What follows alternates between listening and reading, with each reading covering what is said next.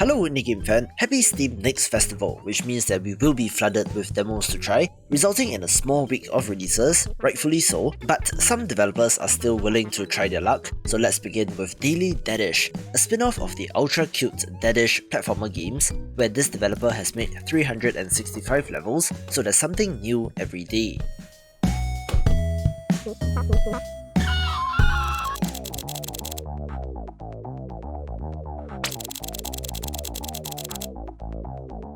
Since there are a limited number of releases, I've combined both bigger games and your regular indie games together, where Mystic Gate is a pixel art action roguelite that comes to us from Japanese developer Zoo Corporation, who are a decently sized developer, best known for the Pretty Girls series, where this release is indeed something different from them. It has a little bit more of a focus on projectiles in an almost bullet hell kind of way, although it isn't quite Enter the Gungeon, where based on the Steam store description and trailer, doesn't seem like it's doing anything new or fancy, but might just be a well-made title that's worth a look anyway.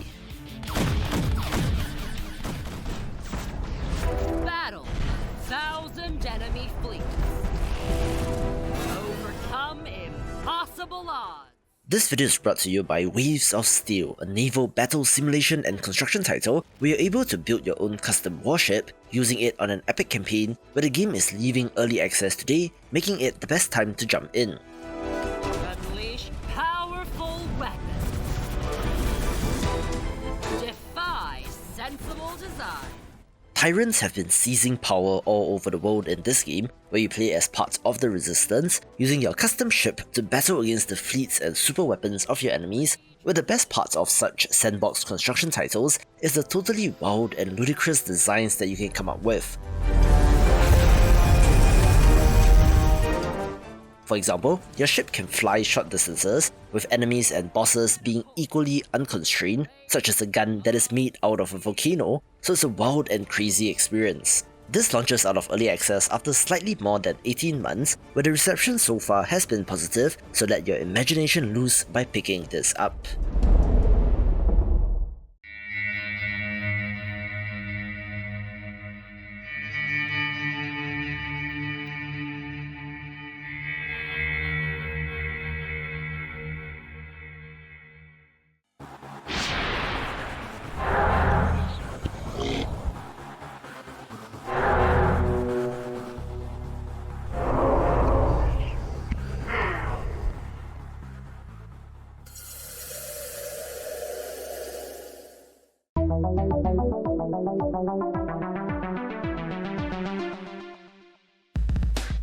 We also have the Steam release of Weird and Unfortunate Things Are Happening, an RPG maker title that was completed and released on itch.io in 2020, getting a Steam release this week, where I don't think that there's any new content being added, and it looks like it's primarily to reach a larger audience since the game should be completely free as well.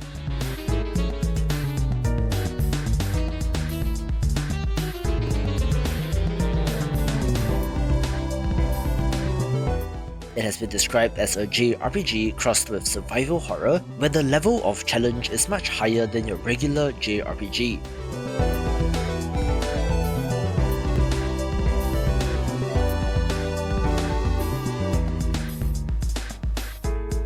For example, healing items are limited in quantity and you cannot purchase them in bulk from a vendor, and there are no safe towns in this world as well, where if you love games like Yumi Nikki, this might be right up your alley.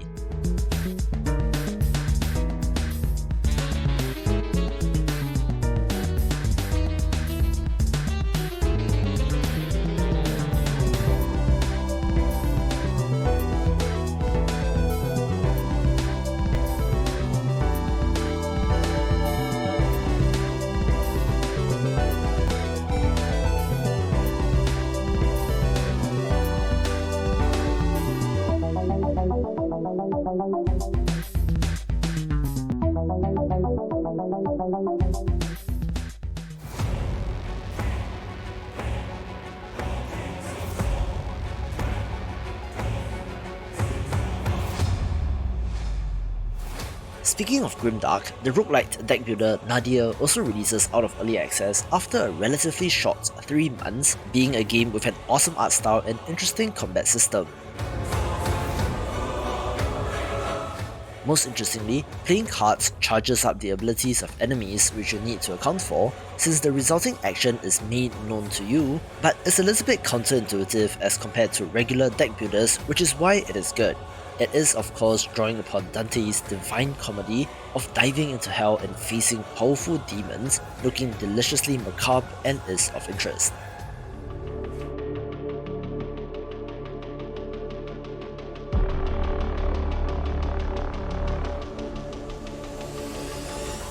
After all these years, I still cannot shake the influence of RTS games on me, since growing up, I played a whole bunch of Command & Conquer, Red Alert, StarCraft, Age of Empires, and to a lesser extent, Warcraft, so when games like Barkhan shows up, of course I have to give it a mention.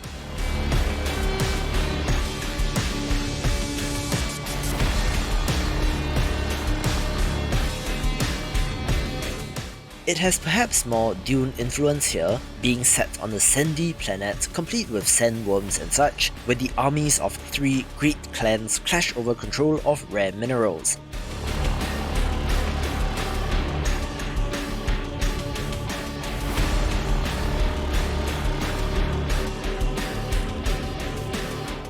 It looks pretty decent and very much like a classically made one of these, but this genre is perhaps the most difficult to be successful in 2023, so here's wishing them all the best.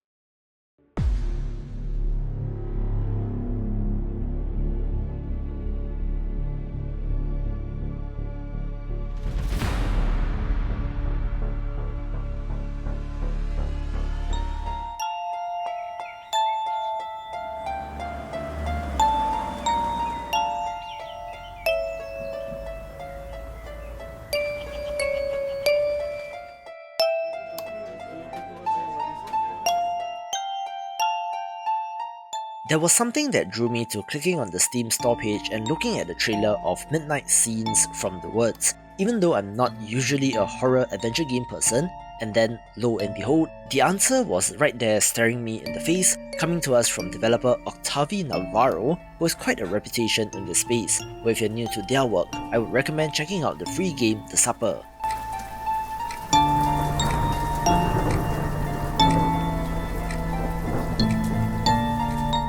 This title is the 4th in the Midnight Scenes series of short horror stories, being set in a mental health center, where our story begins with the arrival of a mysterious new patient.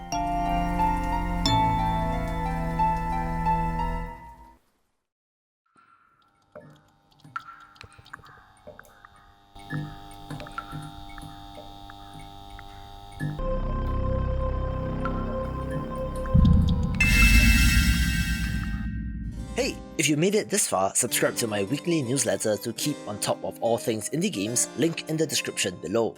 Your journey begins on the surface of a volcanic moon, full of natural resources and untamed magic energies. Your task? Colonize the moon, terraform it. I've had my eye on Scorched Lands for quite a while, since it has you attempting to terraform a hostile moon that is covered in volcanoes, using both science and magic to do so, being a city builder title that has you setting up production chains, where this trailer gives you a breakdown of key systems and features.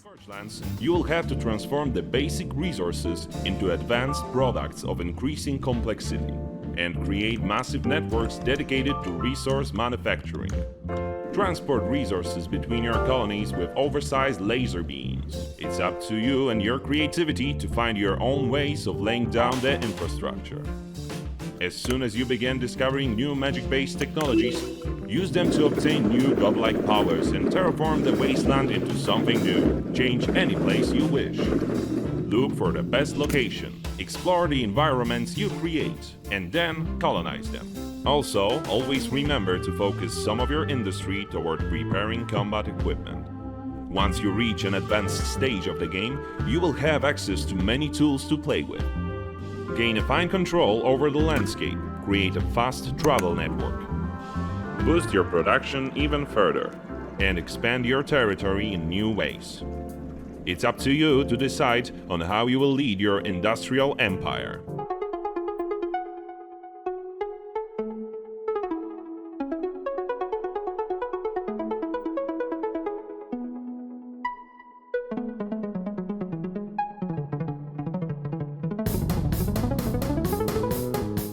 I did preview Satyrs when looking at upcoming games of the month, where many of you noted that it was a little too visually busy to understand what was going on, which I concur with, but believe it might be a trailer thing with the gameplay sped up so you don't get bored to death watching a strategy game, where you choose one of 4 factions and go about 4xing your way to victory, looking like it could be neat.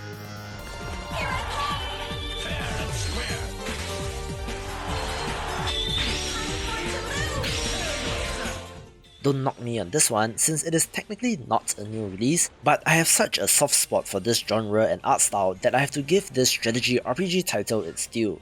In fact, it's a PC release of a game which was originally released on the GBA in 2006, which explains its graphics, but has drawn some parallels to Tactics Ogre, so Yggdra Union is of interest, where a special shoutout goes to Patreon indie game ultra fan Sean H, and you can watch this video for more Tactics titles.